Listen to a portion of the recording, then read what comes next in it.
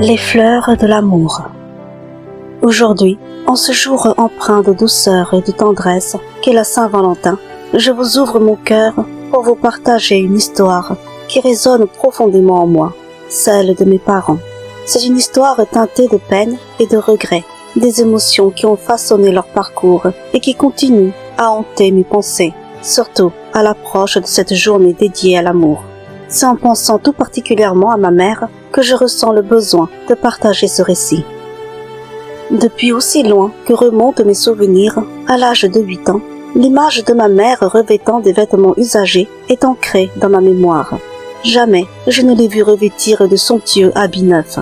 Elle travaillait sans relâche dans un modeste magasin d'objets d'occasion, ramenant à la maison des vêtements et des babioles dénichées dans les rayons de cette humble boutique. Ce n'est que progressivement, au fil des années, que je réalisais que nos garde-robes étaient peuplées d'articles d'occasion. Ce n'est qu'à l'aube de ma majorité, lorsque j'ai commencé à travailler en parallèle de mes études, que j'ai enfin eu la possibilité de m'offrir des vêtements à la mode, tout neufs. Ce changement a également permis à mes frères et sœurs de s'habiller selon leur envie, libérés des contraintes des habits d'occasion qui avaient marqué notre enfance. Un jour, j'ai surpris ma mère au téléphone avec une de ses amies qui lui proposait une petite sortie shopping pendant les soldes. L'excitation dans sa voix était palpable alors qu'elle envisageait cette escapade, espérant peut-être un moment de légèreté dans sa vie si souvent marquée par les contraintes. Mais lorsque ma mère évoqua cette idée à mon père, ses mots furent comme des lames tranchantes. « Voyons chérie, tu as déjà assez de vêtements. Pourquoi en acheter d'autres ?» répliqua-t-il d'un ton sec. « Nous devons penser à nourrir et habiller nos enfants. C'est notre priorité. » Le cœur serré, ma mère tenta timidement d'expliquer qu'elle avait besoin d'un nouvel ensemble pour le mariage de leur nièce, prévu le mois suivant. Mais ces mots furent balayés par l'indifférence de mon père. « Remets simplement tes anciens vêtements. Nous devons économiser pour l'avenir de nos enfants. » ajouta-t-il, ignorant les aspirations et les désirs de ma mère. La tristesse étreignait le visage de ma mère, laissant entrevoir la douleur silencieuse de ses désirs inassouvis. Sans un mot, elle annula sa sortie avec son amie, écrasant ses espoirs sous le poids des responsabilités familiales. Se retirant dans la solitude dans sa chambre, son chagrin semblait peser sur les murs. Mais mon père, conscient de sa peine, vint à elle pour la consoler. « Ne sois pas triste, chérie, » murmura-t-il doucement. « Tu es déjà belle à mes yeux. Tu n'as pas besoin de te faire belle pour les autres. Allez, viens. Laisse-moi te faire oublier un moment les soucis. Je t'emmène faire une promenade. » Ainsi, mes parents partirent main dans la main, cherchant dans l'éclat du monde extérieur un répit à leur tourment intérieur. Laissez-moi vous parler un peu de mon père. Il n'est pas avare, loin de là. Il a beaucoup d'amis et sait se montrer généreux quand le moment l'exige. Cependant, il est profondément économe, pesant toujours chacune de ses dépenses avec soin, ne dépensant que pour ce qu'il jugeait véritablement utile pour notre foyer. Les achats impulsifs, les sorties frivoles, les loisirs qui engloutissent l'argent, tout cela était catégoriquement rejeté par mon père. Ainsi, ma mère se retrouvait souvent confinée à la maison, ne sortant que rarement. Ses amies, toutes des femmes coquettes, adoraient le shopping. À la Saint-Valentin, elles étaient choyées par leur mari avec des dîners romantiques et des bouquets de fleurs, fêtant chaque occasion spéciale avec entrain. Ma mère les regardait avec envie. Le seul souvenir que je garde de ma mère vraiment heureuse remonte à l'un de ses anniversaires, un mois de janvier. Cette année-là, ses amis lui ont réservé une surprise inoubliable.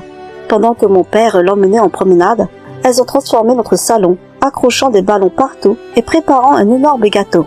Ensemble, elles ont cotisé pour lui offrir une magnifique robe rouge qu'elle rêvait de porter pour la Saint-Valentin.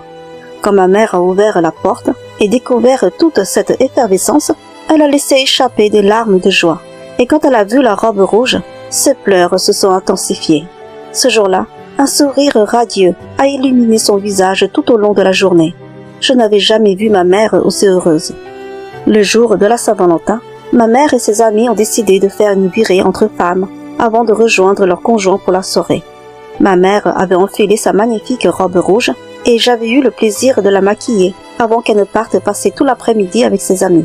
Mais lorsque la nuit est tombée, j'ai surpris ma mère assise, le regard perdu dans son téléphone, une lueur de tristesse dans les yeux. Au fond de moi, une question lancinante émergeait. Pourquoi mon père ne lui offrit-il pas de fleurs en cette journée spéciale? alors que ma mère s'était parée si joliment pour lui.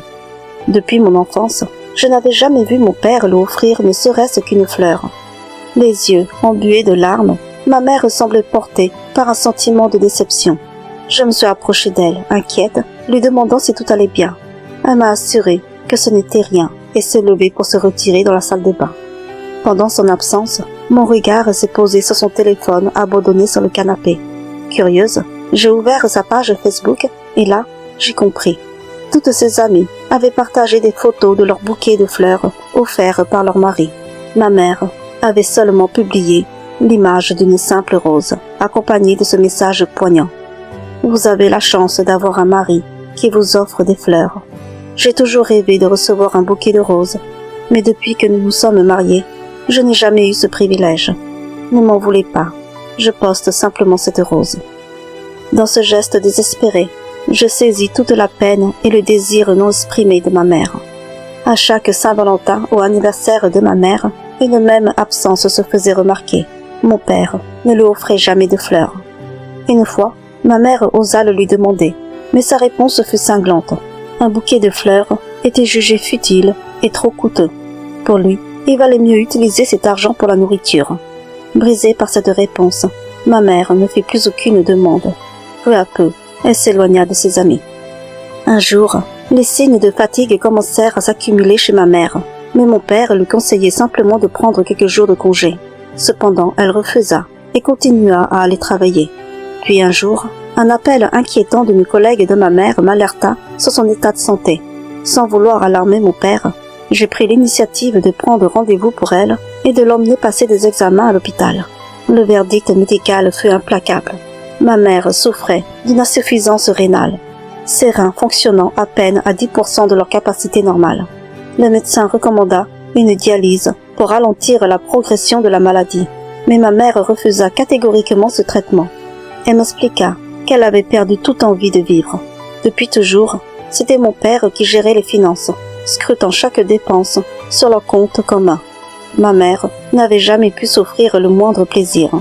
Épuisée de cette vie de privation, elle rejeta fermement l'idée de la dialyse. Je me retrouvais déchirée, non seulement incapable de convaincre ma mère, mais aussi chargée du secret de sa maladie, ne voulant pas briser le cœur de mon père davantage. Quelques jours après, l'état de ma mère se détériora brutalement, nous forçant à précipitamment l'emmener à l'hôpital. Les nouvelles des médecins furent accablantes. Il ne restait plus rien à faire pour elle, juste une question de temps désormais. C'est alors que mon père apprit la gravité de la situation, mais au lieu de trouver de réconfort et du soutien, il se laissa emporter par la colère, reprochant à ma mère d'avoir caché sa maladie, de ne pas avoir accepté le traitement qui aurait pu prolonger sa vie. Une tension palpable s'installa dans la maison, où le silence était plus lourd que les mots. Puis, un matin, l'irréparable se produisit. Ma mère gisait immobile dans son lit. Nous avons aussitôt appelé les secours, mais lorsque les secouristes arrivèrent, il était déjà trop tard. Ma mère nous avait quittés. Les sanglots envahirent la maison, mais mon père resta étrangement stoïque, ne versant aucune larme. Ce n'est que bien plus tard, après les funérailles de ma mère, alors que nous rentrions chez nous, que j'aperçus mon père effondré dans leur chambre. Ses épaules secouées de sanglots, il pleurait le nom de ma mère comme un enfant éperdu. Sans hésitation, nous nous précipitâmes tous vers lui pour partager son chagrin et pleurer ensemble le départ de celle qui avait été le pilier de notre famille. Ce soir-là, alors que nous étions tous plongés dans le sommeil, un bruit de pas m'a réveillé. La porte de ma chambre s'est doucement ouverte, laissant filtrer une ombre qui se dirigeait vers moi. Une terreur glaciale m'a figé sur place, incapable de bouger. C'est alors que j'ai discerné la silhouette familière de ma mère, vêtue de sa robe de chambre. Penchée sur mon lit, elle m'a murmuré. « Pourquoi personne ne s'occupe du désordre dans la maison ?» Désemparée, j'ai répondu. « Maman, tu es déjà morte. Comment peux-tu être ici ?» Elle m'a alors confié d'une voix douce et éthérée. « Je ne suis pas morte. Vous ne pouvez tout simplement pas me voir. J'ai vu vos larmes. J'ai tenté de vous parler, mais vous ne m'entendez pas. Je ne comprends pas pourquoi vous êtes si triste, alors que je suis toujours là. » Puis, sans un mot de plus, ma mère est repartie, refermant la porte derrière elle. Ses pas se sont dirigés vers la chambre de mon père. Quelques minutes plus tard, des hurlements déchirants ont retenti de sa chambre, nous incitant à accourir paniqués. La lumière éclairant la pièce, nous avons trouvé mon père tremblant de terreur. Il nous a confié avoir vu le fantôme de ma mère, affirmant qu'elle avait tenté de l'étrangler. Bouleversés, nous sommes restés auprès de lui toute la nuit, cherchant à le réconforter dans l'obscurité de sa peur. Depuis cette nuit-là, une lourde mélancolie semble s'être emparée de mon père, et passé de longs moments assis près de la fenêtre, le regard perdu dans le vide, laissant échapper parfois quelques murmures à l'adresse de ma mère.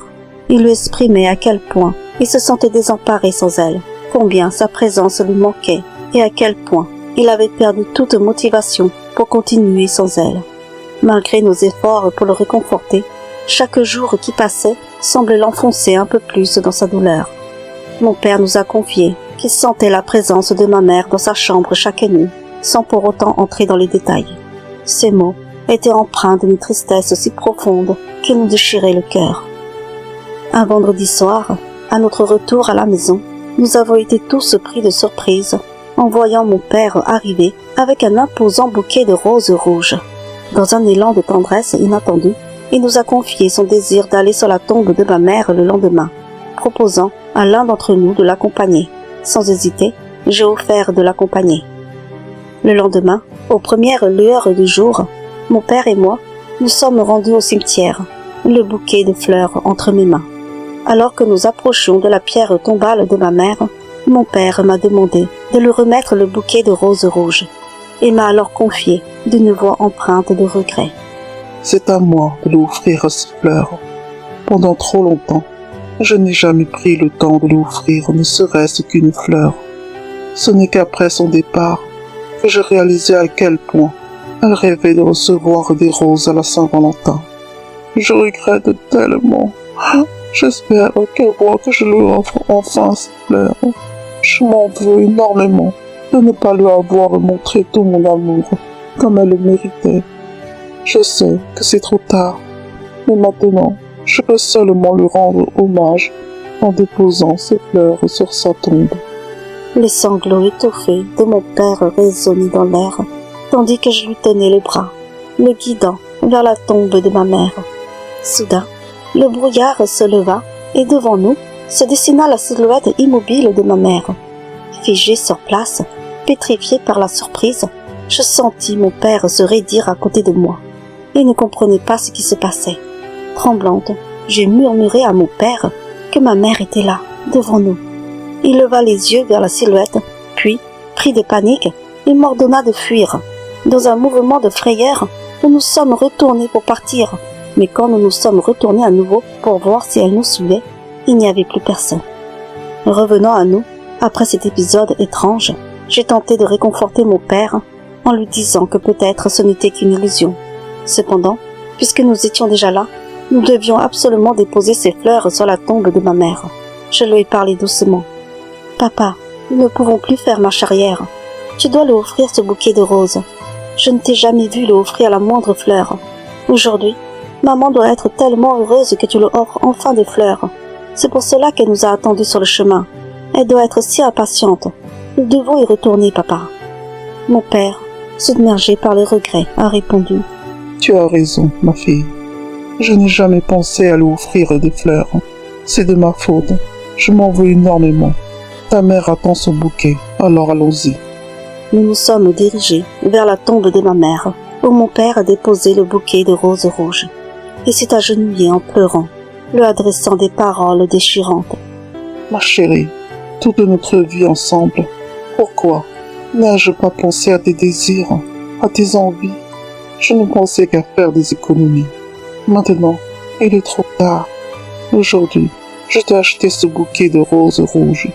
Je sais que tu les adores. Quand je repense à tout ce que je n'ai pas fait pour toi, je m'en veux tellement, ma chérie. J'aimerais être auprès de toi. Est-ce que tu me vois, ma chérie? Je suis venue avec notre fille. Tu me manques tellement. Quand je te rejoindrai, je ferai tout pour te faire plaisir. Je te laisserai faire ce que tu désires. Je ne t'interdirai plus rien. Ma chérie, m'entends-tu? Pourquoi ne me réponds-tu pas? J'ai alors consolé mon père en lui disant « Papa, Ne pleure plus. Maman t'a sûrement entendu. Laisse les fleurs ici. Nous devons partir. Nous reviendrons une autre fois. » Alors que nous nous éloignions de la tombe, un vent glacial nous a traversés. En me retournant vers la tombe, j'ai vu que le bouquet de fleurs s'était déplacé. C'est alors que j'ai compris que ma mère avait accepté les fleurs de mon père. Elle devait enfin être heureuse d'avoir reçu les roses rouges dont elle rêvait, ces roses qui symbolisent l'amour. En retournant à la voiture, j'ai laissé échapper une larme. Depuis ce jour, mon père n'a plus reçu de visite de ma mère dans sa chambre la nuit. En ce jour de Saint-Valentin, je ressens le besoin de partager l'histoire de mes parents, afin que personne ne fasse la même erreur que mon père. Cette leçon s'adresse spécialement à ceux qui se comportent encore comme lui.